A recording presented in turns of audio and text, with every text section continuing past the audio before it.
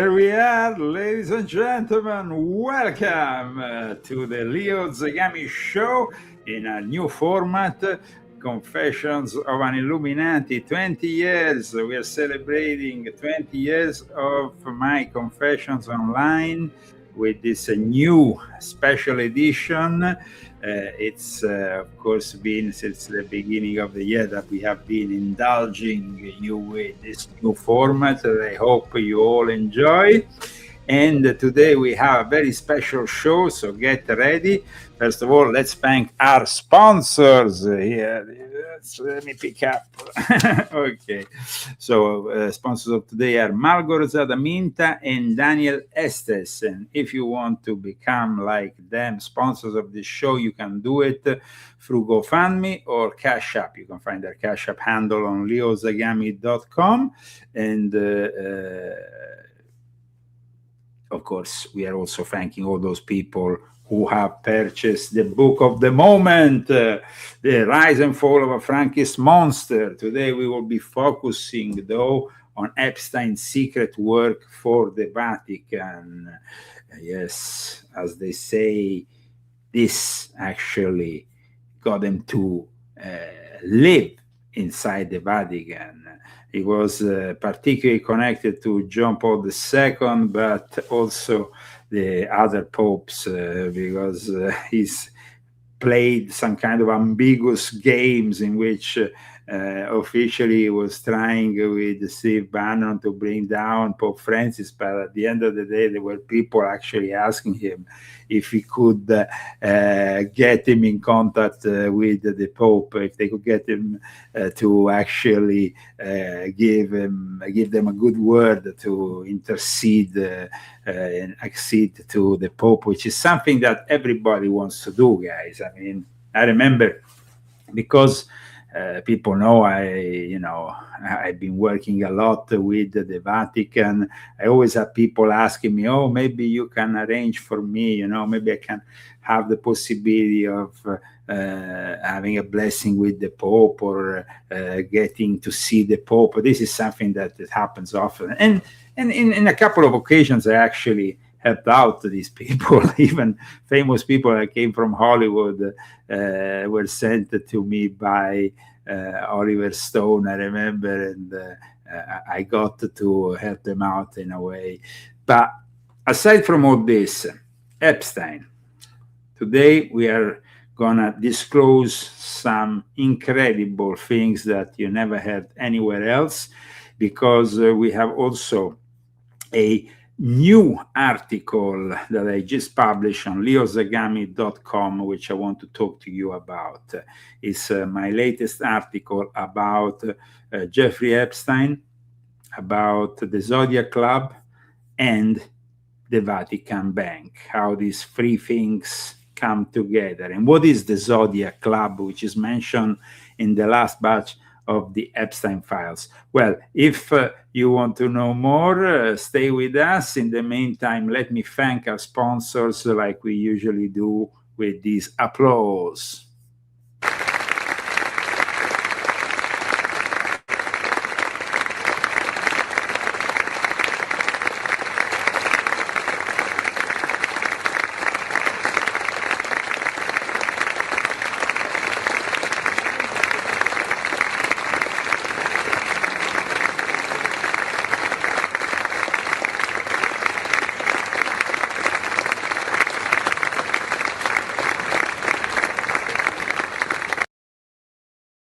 Thank you so much. Thank you so much, because, guys, I know that you would like me to be here present more than once a week, but our sponsors are few and scarce, and I also have to promote my books and other shows, so to compensate.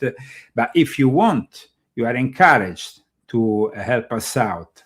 I repeat, with both the purchase of my books, the latest one, but also all the others, volume 12, all the various volumes of my confessions and all the other books, and or the donating, it's also a great opportunity. So you can join people like Margot Rosada Minta and Daniel Estes, who have helped us today.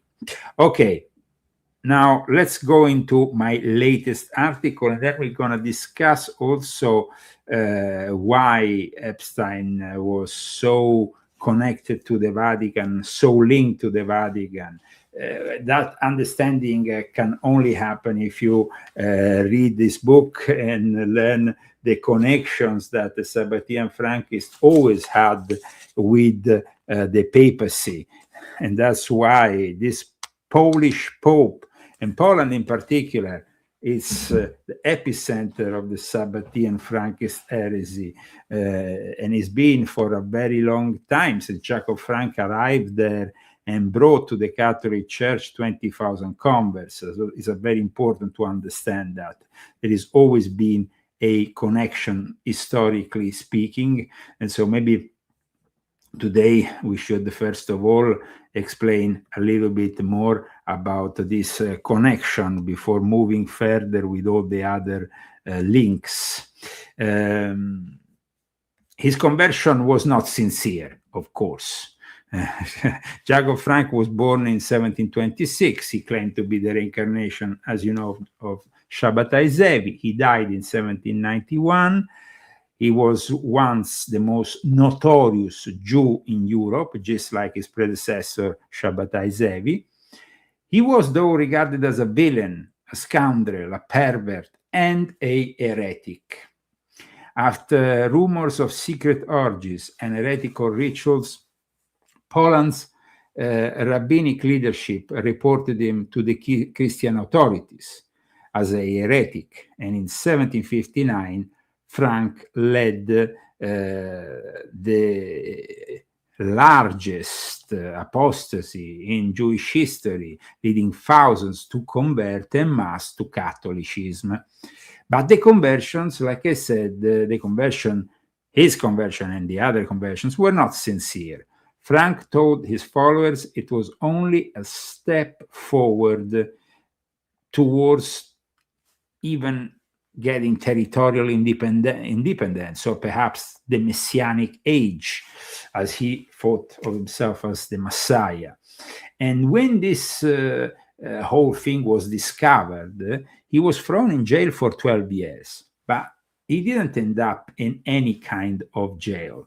Like I explained in my previous article, which I published a few days ago, it was very successful. It was also published on Infowars.com. In this article, I explain that Jacob Frank was thrown into that monastery in this privileged, let's say, because it was quite a privileged place where to spend his time, in this monastery where there is a famous relict, the relict of the Black Mary of Czestochowa. And this is a very important relict for both, from that point onwards, for both the Catholics, but also at that point also the Sabbatian Frankists, because it had been an important relict for a few hundred years in the Catholic tradition, but it also became a very important relict for the Sabbatian Frankists. This is a Black Madonna. A Black Madonna, like I explained in volume 12 of my Confessions, which is a very important book, which you should all purchase because it's the last book of my Confession series dedicated to the all-seeing eye on top of the pyramid. So the Black Pope who presides over all the various secret societies, the Jesuits, and also the Jesuits are linked to the Sabbatian Frankists. So this book is very important. Now, we know that the Jesuits, like I explained in this book, worship a female goddess, either Isis or other goddesses from the past, under the disguise of these Black Holy Marys, like the one in Czestochowa. And the one in Czestochowa was also very dear. It was the Virgin Mary and the Christ Child, represented from the 14th century Byzantine icon, were worshipped in this Jasna Gora monastery in Poland by none other than John Paul II. But for 12 years, that's also the place where Jacob Frank resided. So there is this interesting overlapping of things that, and then who freed Jacob Frank? It was the Russians. The Russians who at that point had made a deal with the Jesuits and arrived there to free Jacob Frank, who at that point, upon his release in 1772, had a second career as a kind of 18th century cult leader in his castle of Offenbach, there near Frankfurt, where he laid the basis also for the future banking cartel. Families like the Rothschilds and many other families, the Schiff, the Warburg, all the important family, Ashkenazi families that laid the base for the present banking cartel that rules, unfortunately, the financial world today. So as Frank's infamy faded upon his release in 1772, he followed with more political intrigues, alchemical experiments, and also working with the creation of underground esoteric movements, the Asiatic Brethren within Freemasonry, which also saw the direct involvement of Moses Dobruska, who was a cousin of his, the actual son of his direct cousin. So Frank's late career borders on the unbelievable. We have Frankist sect members like the ones I describe in this book that ran guns for the French revolutions, the ones founded a Masonic order, conducted secret rituals and bizarre paramilitary exercises with this castle, Borough Castle in Moravia. Eventually, they would actually help create Poland's professional class. And that's why Benjamin Netanyahu's family is so influential. They come from that Sabbatian Polish background.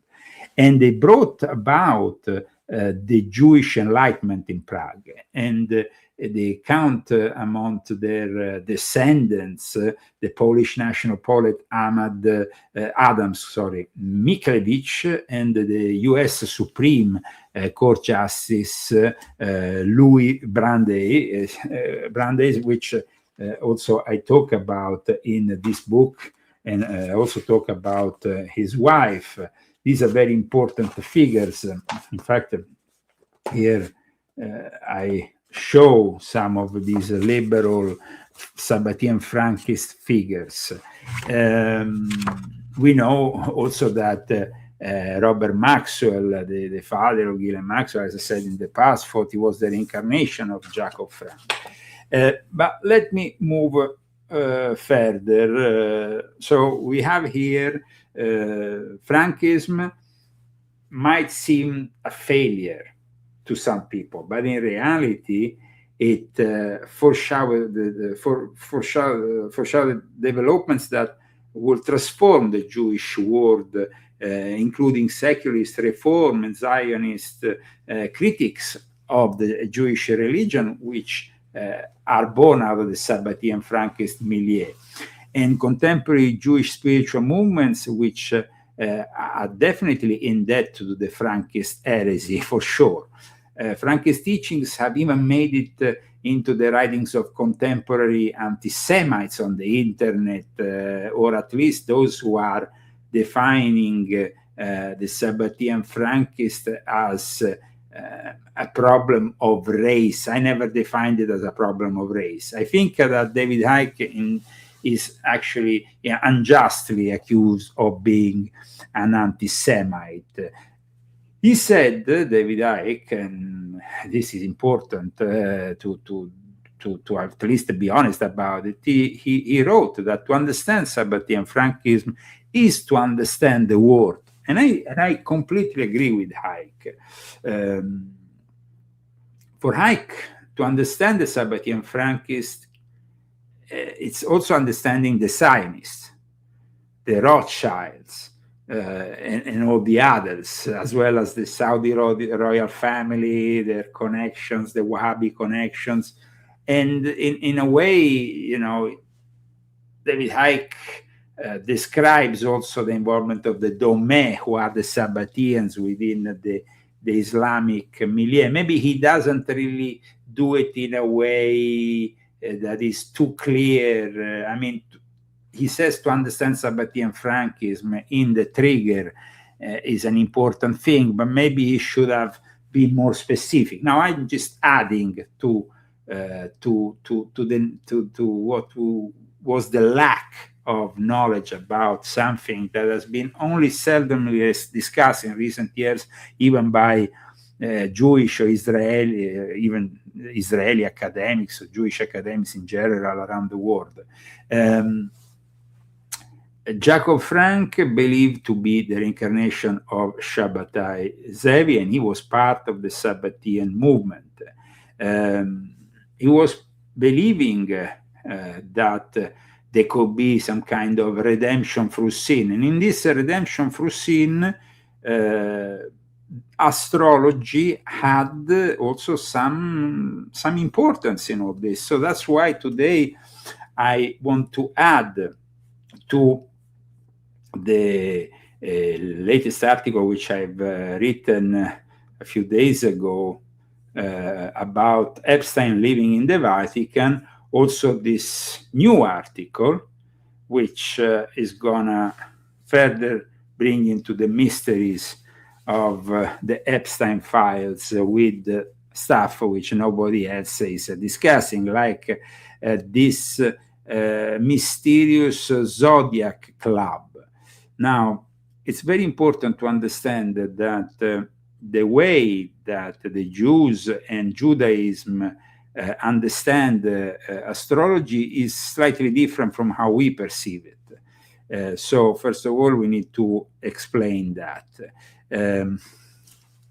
Early speculative Freemasonry and also somebody like Elias Ashmole, who was also a member of the Royal Society, demonstrates that astrology was very dear always to people within the Rosicrucians or the Freemasons. In the 17th century, astrologers populated the speculative lodges of Freemasonry. We had, the Egyptian rite of Count Cagliostro, who was a great expert also on the zodiac and in astrology. Now, we know that Jeffrey Epstein had a temple on top of Little St. James, a particular temple. And in fact, the New York Post reported on December 22, 2025, psycho-financier Jeffrey Epstein Twisted Pedophile Island included an unnerving temple like building featuring an elaborate ceiling mural depicting signs of the zodiac and a pair of ratty mattresses. The cube-like building, adorned in Grecian-style blue and white stripes, was erected at the highest point of his sprawling private enclave in the U.S. Virgin Islands, flanked by palm trees and positioned overlooking the sea on a two-tier stone terrace decorated with bold pink geometric shapes. Here you have this incredible, it's rather incredible and very detailed representation depicting the signs of the zodiac in the temple on Little St. James. Now, let me tell you, astrology and astronomy are the foundations behind many religious teachings of today. But there is much more to Epstein's seemingly weird astrological reference in his temple. Many traditional Jewish Kabbalists believe in a form of astrology known as Mazalot or Mazarot or Mazalot. There is various way of stating this. So Mazalot means viewing the stars and zodiac signs as spiritual channels that transmit divine energy. Both terms refers to celestial bodies or constellation, though they appear in different biblical contexts and have distinct historical usage. Mazzaroth appears only once in the Bible and is generally interpreted as referring to constellations or the zodiac sign. Mazzaroth, also spelled Mazzaroth or Mazzaroth, which appears in 2 Kings 23:5, is widely understood in Jewish tradition to refer to the 12 signs of the zodiac or planets. However, like I stated before, there is a difference in the way astrology is perceived in Judaism. I want to send also my regards in the meantime to the people who are following us all over the world, including Moscow, including Italy, including other parts of the world which are tuning in even with a different time zone and maybe not an easy time of the day to watch us, but they are still following us live. In any case, the Jewish interpretations differ from our interpretation or from the interpretation in the sense that the traditional Catholic, for example, shouldn't even follow astrology. It's officially forbidden. But in reality, if you go and visit certain places that belong to the Catholic tradition, you will see often reference the zodiac signs. And it's done at times in a cryptic way. During the Renaissance, there was always references in various, like in Villa d'Este, is filled with zodiacal references. And the d'Este family was, of course, a member of the Black aristocracy and very close to the Vatican, in fact, involved with various popes. So the Talmudic teaching Ein Mazal, Israel, clarifies that while astrological signs may provide a map or incline a person towards certain traits, they do not dictate destiny. Jewish scholars, such as Rashi and Rabban, explain that divine providence and human free will always supersede the influence of the stars. So while Catholicism prohibits in an hypocritical way, because then if you go and see, there is always, Catholics are always the first ones to believe in anything that comes out of the astrological world, especially when you go in Italy or in Spain and other countries, you will have on TV, the signs today for the day are this, blah, blah, blah. They will tell you, for each of the zodiacal sign, what's going to happen in the day. And these shows are popular on TV, on the radio. So astrology is definitely very popular amongst Catholics, even if it's in theory forbidden. When it comes to the Jews instead, and to Judaism, they actually say that there is, an influence there. They say there is an influence, but that influence can, in a way, be bypassed if you are, if you're praying. But when it comes to the Jewish interpretation, the influence of the Mazalot can be viewed in the cosmic order, can be viewed as a specific Hebrew month, as in reference to a tribe of Israel, and also in reference to distinct spiritual qualities. So there is also the fact that there is a bunch of synagogues which have this Greco-Roman sun god surrounded by the 12 zodiac signs. Like, for example, the Ben Alpha synagogue is no longer, I think, a synagogue. I think now it's probably a museum in Israel. And like that, there is many others that have the same kind of... I'm going to show you, just so you have an idea. This is the Bet Alpha. Sorry if I said Ben Alpha.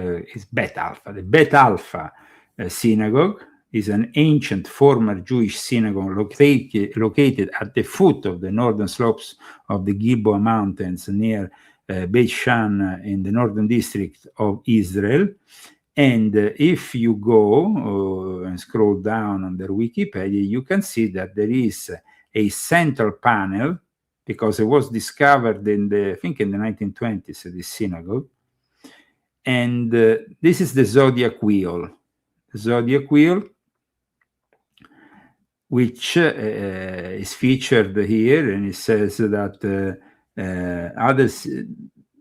it says the zodiac wheel, along with other similar examples found in contemporary synagogues through Israel. There is many synagogues like the Naran, the Susia, the Amat Tiberias, Eusephia, Sephoris, who have this kind of reference, this zodiac wheel, and they rest at the center of what is still an ongoing scholarly debate. And it's interesting because it's a scholarly debate about the relationship between Judaism and in general Greco-Roman culture.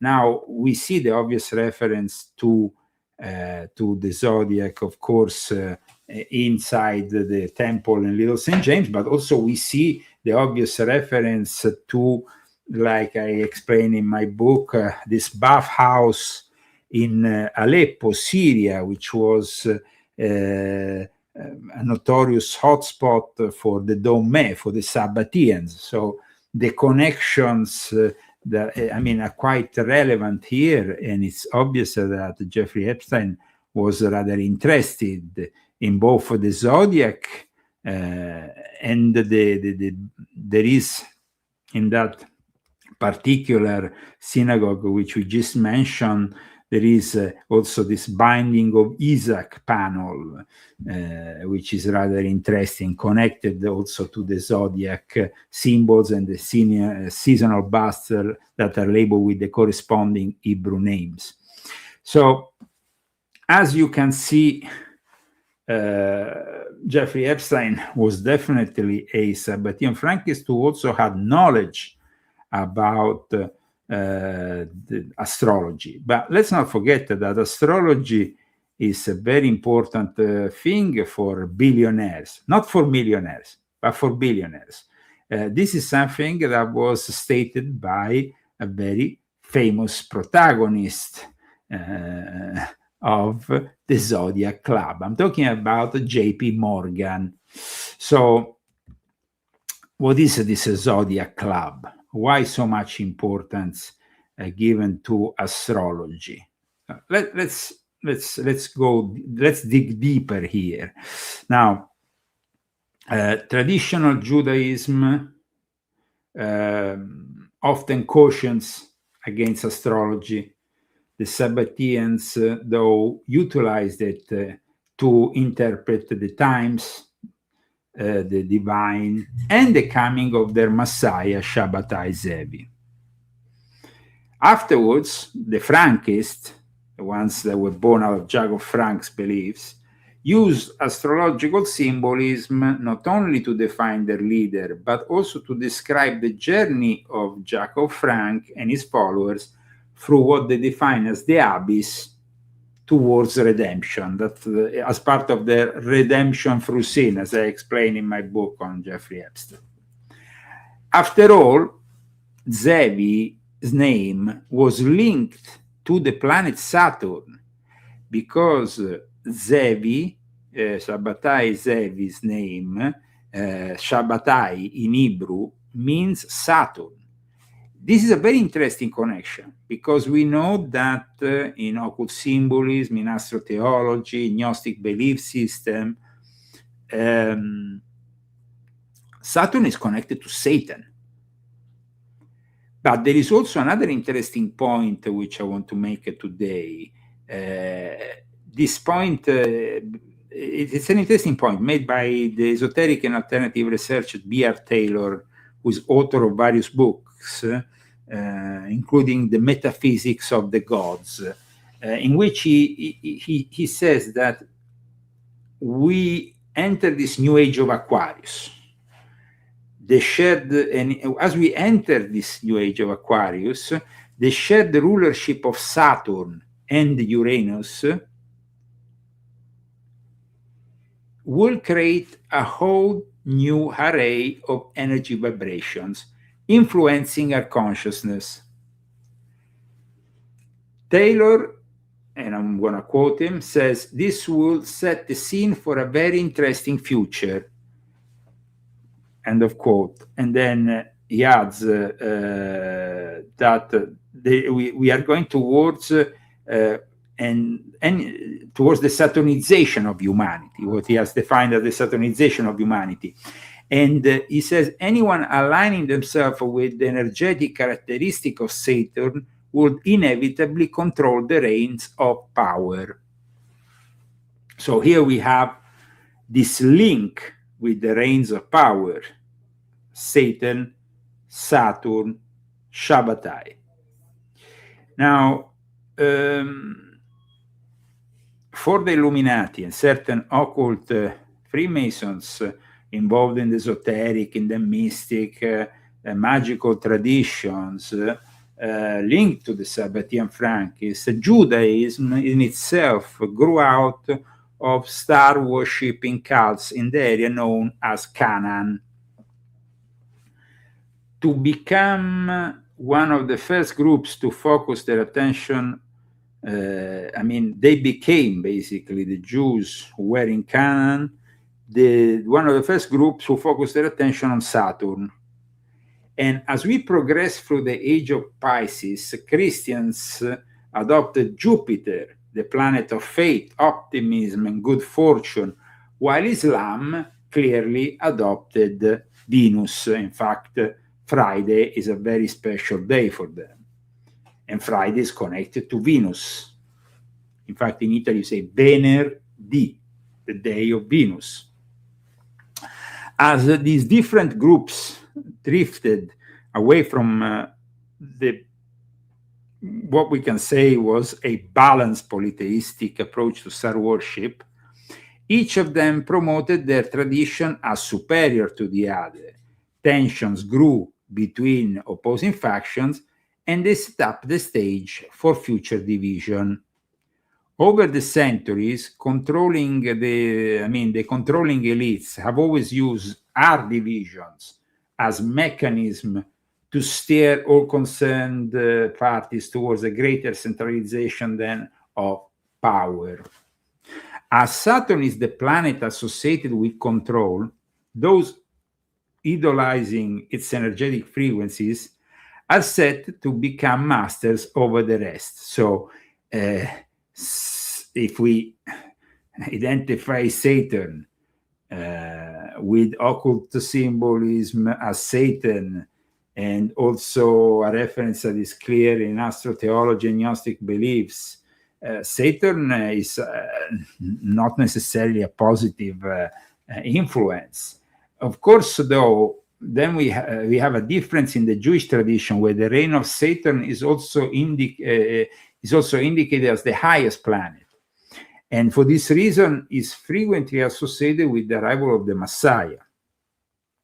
And Zevi's birth, which happened on the 9th of Av, as they say in the Jewish tradition, Tisha B'Av, was viewed by his heretical followers as a sign, as a significant astrological and historical sign of his perceived redemptive role.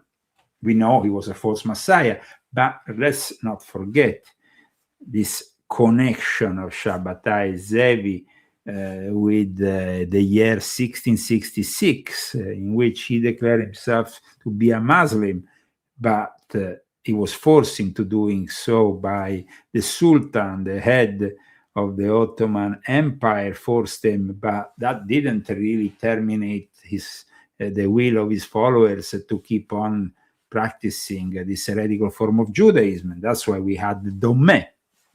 Now, Jacob Frank's teachings, of course, they came later on, especially in the period 1784-1790, blended the antinomianism of the Sabbatian legacy. Antinomianism means that he was just like Shabbatai Zevi, going against the tradition that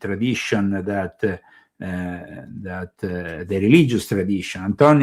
Antinomianism derives from the Greek against law, which is the belief that a Christian or a Jew, freed from the obligation to obey moral laws or religious codes, often, it is, of course, the antonymy is a belief that they have to go beyond these obligations. And it's considered an heresy in most Christian tradition, but also in Jewish tradition. And it represents an extreme that opposes legalism, that opposes all the rules. That's why both Shabbatai Zevi and Jacob Frank were challenging the rules. This antinomianism is difficult even to spell for me, sincerely, because it's a weird word. We don't often use it. But I suggest you go and check out this Wikipedia page about it, because it explains you a little bit about the context in which the Sabbatian Frankists have always operated. Now, in regards to the Jacob Frank, he blended these anti-religious elements of the Sabbatian legacy even further with Western esoteric elements and astrology, the use of magic, the study of immortal beings, positioning himself and his holy virgin consort within a syncretic myth that utilized Kabbalistic and astrological beliefs all together, and to signify worldly power and physical transformation. Now, out of these Sabbatian Frankist astrological beliefs came not only Epstein's obsession for the zodiac, but also the obsession of those who preceded him in the New York elite that built the little-known Zodiac Club. The Zodiac Club is an exclusive 150-year-old secret society based in New York City, made up of only 12 members at the time. It's very important, this club, because, counted among these past members, J.P. Morgan Sr., J.P. Morgan Jr., both of them were known as Brother Libra. And it's only 12 members at the time in this important club, which is mentioned in a mail that is very revealing, that you can find, of course, in Epstein files. This is the EFTA number, and this is the email was sent to Jeffrey Epstein in 2010, and it says here, just got a note from Bob Peary. Now, Bob Peary is Robert Peary, who at the time was, he worked for both the Rothschild. He was a big guy. Definitely a big guy, a massive guy. He died, I think, in 2015. Here he is. Robert Peary was president of Rothschild in America. He was definitely a very important figure. I can tell you that the connection with the Rothschilds and Jeffrey Epstein is very strong, also in regards to the Zodiac Club. That's for sure. Let me show you in detail Robert Peary. Here it says he died in January 2015. He was an American lawyer, But most of all, he later practiced in New York, and he served in turn as co-chairman and CEO of Rothschild North America. And he was also the senior managing director of Bear Stearns & Co., where Jeffrey Epstein had worked.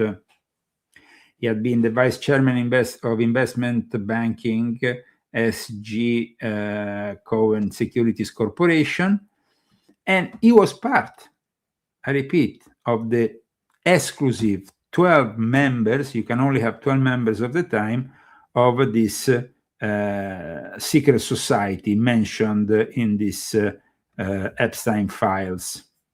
And it's very important that we go through this mentioning all the details regarding the Zodiac Club, because by understanding the Zodiac Club, we will also understand further the connection of Jeffrey Epstein with the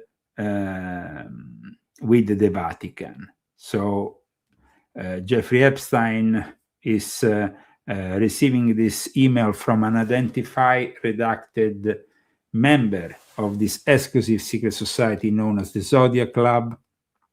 He writes to him on August 6, 2010, with the proposal for August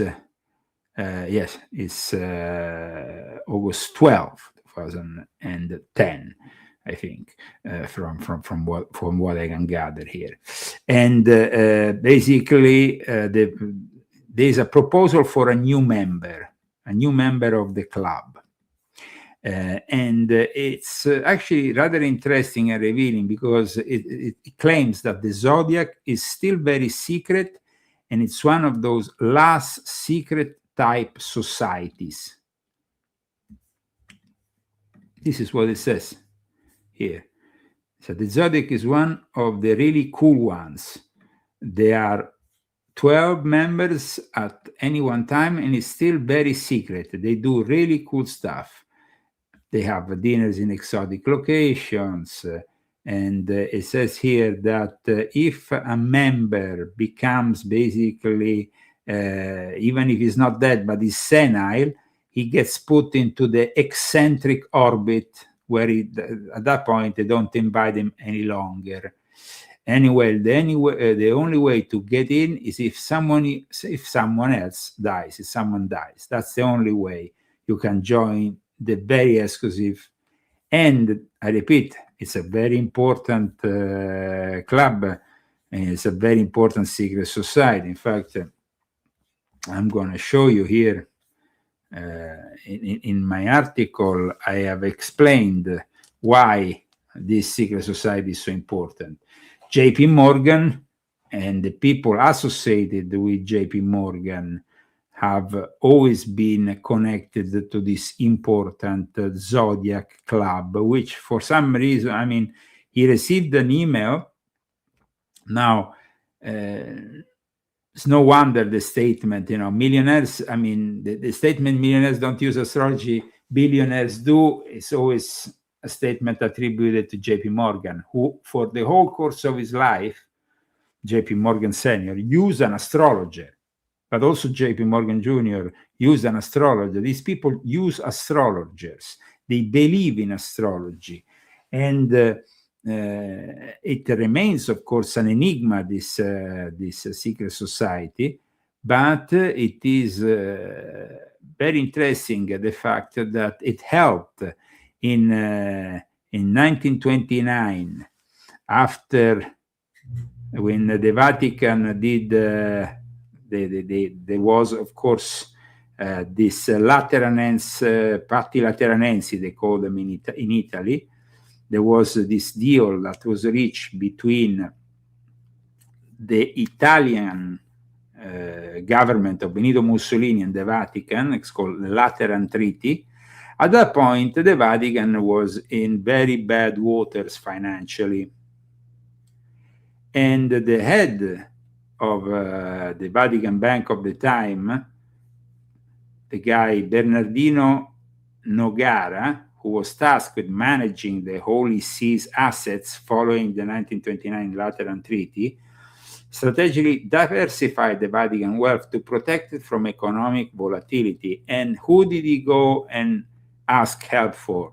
As part of the diversification, he utilized international holdings, including gold and diverse securities, maintaining significant financial relationship with institutions like JP Morgan in New York, where, thanks to the Zodiac Club, he deposited and traded various stocks, bonds, and assets to preserve and grow the church capital until things got messy in 2010 with the now former Vatican Bank President Ettore Gotti Tedeschi, which is also discussed in Epstein's emails, whose main task was to introduce an anti-money laundering law in the Vatican. What happened at that point? In 2010, an Italian magistrate seized 30 million from the Vatican accounts, including funds held at JP Morgan branch in Frankfurt. And at that point, that is also to do with the 2013 email to Larry Summers. Epstein suggested that leadership changes at the year were more significant than Pope Benedict's resignation. And in fact, 1 year earlier, JP Morgan in 2012,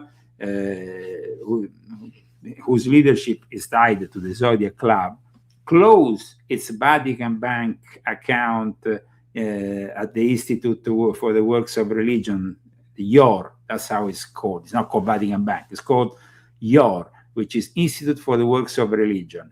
And they closed their bank account. And it's not like, JP Morgan Chase had a bank account at the Vatican Bank, and they closed it because there must have been something they couldn't do any longer. They knew that these new laws will soon become in place, or even for the Vatican, because this European this lack of transparency could no longer be accepted.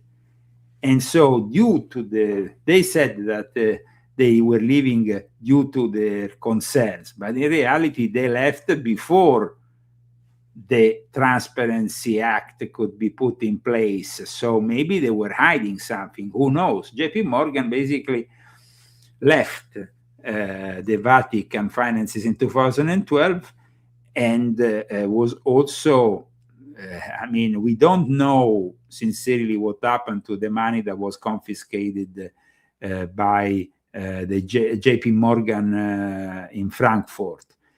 Part of the money was confiscated, the majority was 26 million euro, were confiscated was confiscated by Italian authorities, but there was also another smaller sum of a few millions who passed through the Banca del Fucino, which was also connected to the black aristocracy of the Vatican, and some payments made to a very high-level member of the black aristocracy. Anyway, it was said by American Secret Aristocracy, which is a book published in 1987 by Stephen Birmingham, that JP Morgan was the founder of the Zodiac Club in the 1900s. But there is, however, an alternative version, a more accurate version of the history of the Zodiac Club, which is apparently available in 2 hidden volumes, which are to be found that cannot be accessed by the majority of us. And these 2 hidden volumes, which are called, they are 2 books in reality, though they are, of course, not publicly available. They're known as Records of the Zodiac. And in them, there are the minutes, the menus even, and the 158-year-old secrets of this secret society founded in 1868. So there is definitely a lot to learn about these people if we go and dig deeper and deeper, no, in their nobody was able to ever even access these two books that are at JP Morgan's Madison Ave Library. However, a journalist from The Gothamist in 2013 was able to finally have access to these two volumes, and it's from him that we know that the real founder of the Zodiac Club was a guy called Edward Elmer Potter, who was a native New Yorker, born on June 31st, 1823, and he was the guy who founded the Zodiac Club in 1868. Potter was a Columbia College graduate, known for his very successful Union campaign in North Carolina during the Civil War, known as Potter's Raid. Though, even if this club was, we can say the Zodiac Club is like many other products of the golden age of fraternities here in America, there is really a scarce material available on it because they kept the secrecy from the moment in which they started to see that things could come out, especially after the publication in 1920 of a book which is a particular book. You should check it out. I mean, it's a book about a society back then. It's called The Age of Innocence by a certain Edith Wharton. It was published in 1920. Apparently, this book was too revealing. And so in the minutes of, it's a little bit like the minutes of a lodge, a lodge of Freemasons. In the minutes of this secret society, of this Zodiac Club of 1921, it reads that this book apparently was very much criticized because it was accused of revealing too much about the New York elite in the 1870s. So that happened 50 years earlier, but they were very critical about the fact that this Age of Innocence, written by this Edith Wharton, and it enraged the members of the Zodiac Club back in 1921. They accused even the author of betraying their social class by disclosing knowledge of their society. This kind of information we find because this journalist had access to one of these two books. So that's how we know all this.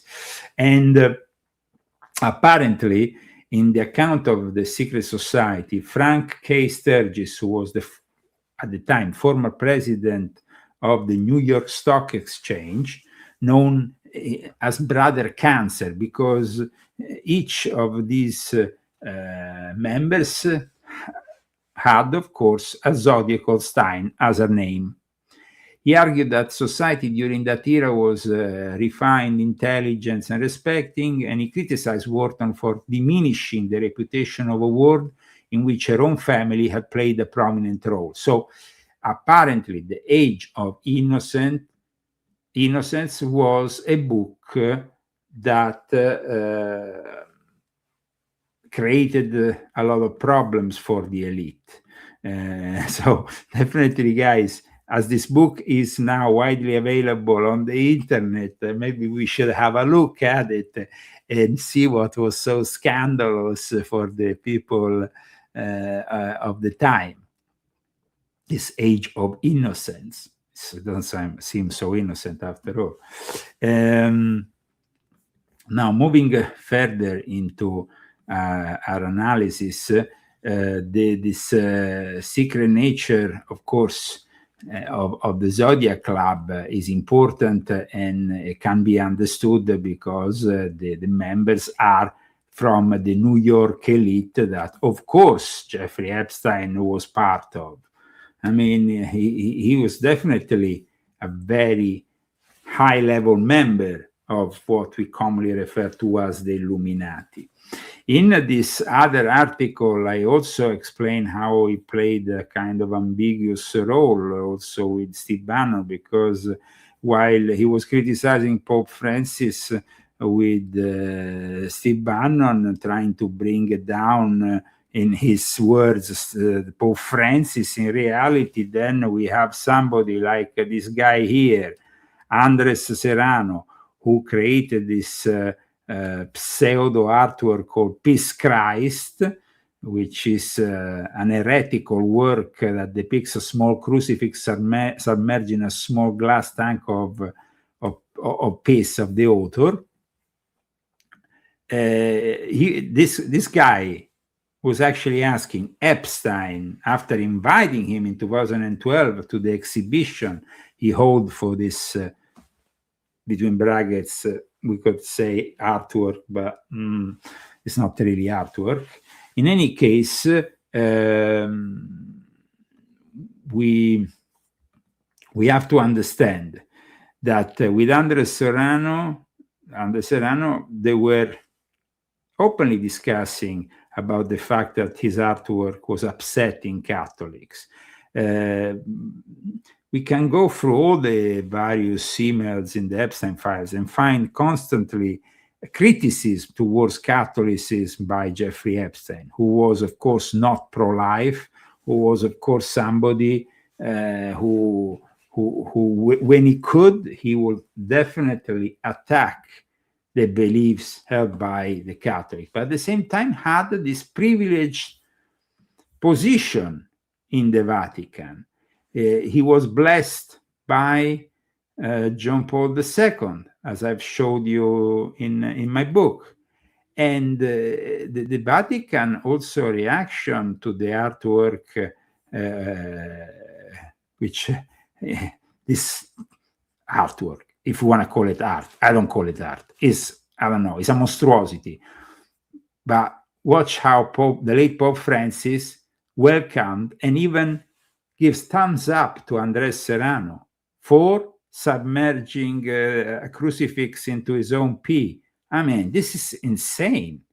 At the same time, Serrano was asking Jeffrey Epstein if a few years earlier, this, what you're seeing happened in 2023, and I talked about it in an article that you can find still here on leozagami.com, my website. Shocking. Pope Francis supports the satanic system of perpetual indulgence and welcomes anti-Christian art. That was the article I published back in June 2023. But then you have also the fact that when Andres Serrano wanted to see the Pope, when Epstein was still alive, he actually went to Jeffrey Epstein and asked for Jeffrey Epstein's help. On top of this, we have also these emails between people who were associated and very close to Jeffrey Epstein, including his accountant, who say, "Dear Richard, today I was washing the brushes, cleaning all lime washes, preparing myself to go back home as Mr. Epstein walked in. I showed him the sample.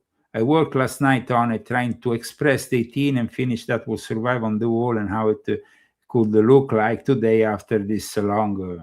We have to recall how the early 19th century house was operating." This is about, of course, some embellishments in one of Epstein properties. It says, there was no AC and the heating was just fireplace.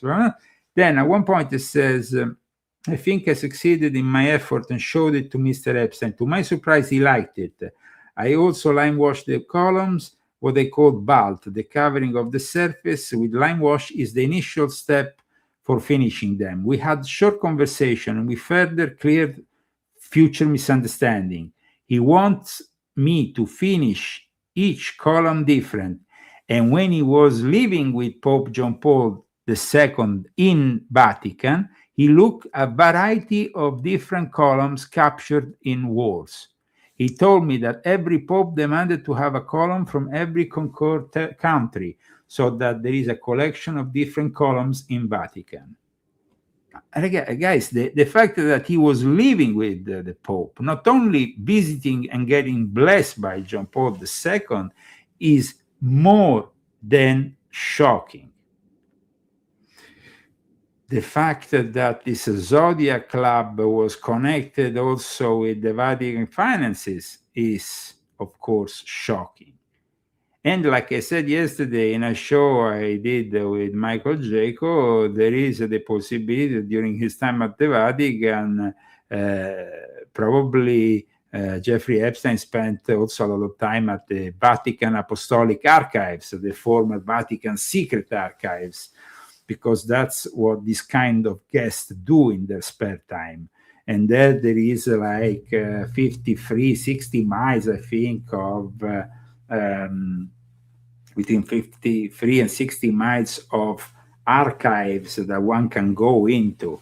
And Jeffrey Epstein might have had the possibility of visiting the archive, something that is not, of course, available even for journalists. The only journalist in recent times, like I stated yesterday in the show with Jacob, was Lester Holt. In any case, I want to thank the people who follow us today, because in regards to John Paul II, remember that the connection, like I stated earlier, is Poland. Poland is the place where Jacob Frank and his heresy arrived to a new level. In all accounts, popular and scholarly alike, there is definitely a very important presence of Jacob Frank in Polish life. And his theology and his beliefs are all entrenched with Catholic, he learned the Trinity in apparently while he was in Smyrna. He learned the Trinity in his younger age because there were certain Sabbatians who had already included Trinitarian aspects to their heresy. But these Sabbatian charlatans continued. And then when Jacob Frank built his own branch of Sabbatian belief, he also amplified this Trinitarian aspect in his belief.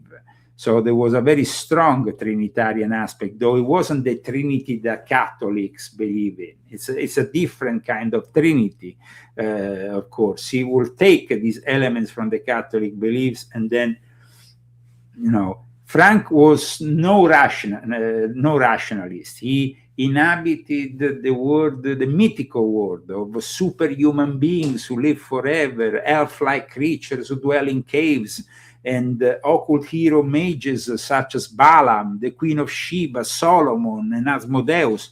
Frank describes a hidden world separated from this one by an impassable curtain he called the Zaslona, where Frank's counterpart, the Big Brother, leads a sect parallel to Frank's own, except that the Big Brother course has learned to live forever because they possess what they call the secret das, gnosis, which Frank sects, this is a concept that obviously then are also, combining elements of the Shekinah, and then the Frank's daughter Eve and the Black Virgin of Czestochowa, where he was in prison. All this, of course, is part of this heresy, the Sabbatian Frankist heresy, that, of course, was also followed by Jeffrey Epstein and by Ghislaine Maxwell, who, like I explained in this book, was considered the Shekinah or Shekinah, depending on the way you pronounce it. Thank you so much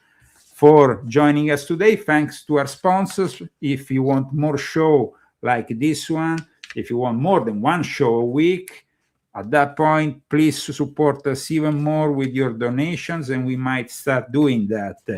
For today, thanks to Margot Rosada Minta and Daniel Estes, and thanks to all the people who, of course, has purchased my latest book, The Rise and Fall of a Frankist Monster, Exposing Jeffrey Epstein and the Most Powerful Jewish Sect in the World, the Sabbatian Frankists, as well as this book, Volume 12, which is a very important book to understand the Jesuits, who were, of course, also in Podolia, where the Sabbatian Frankists eventually started their heretical adventure.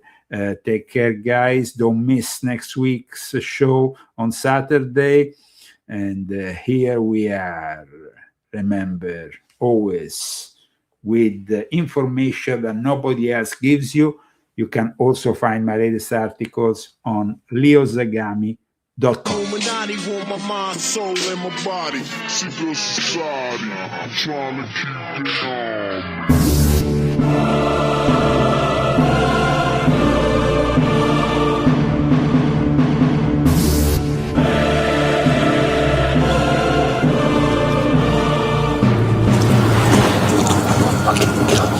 Answer that question. It's okay.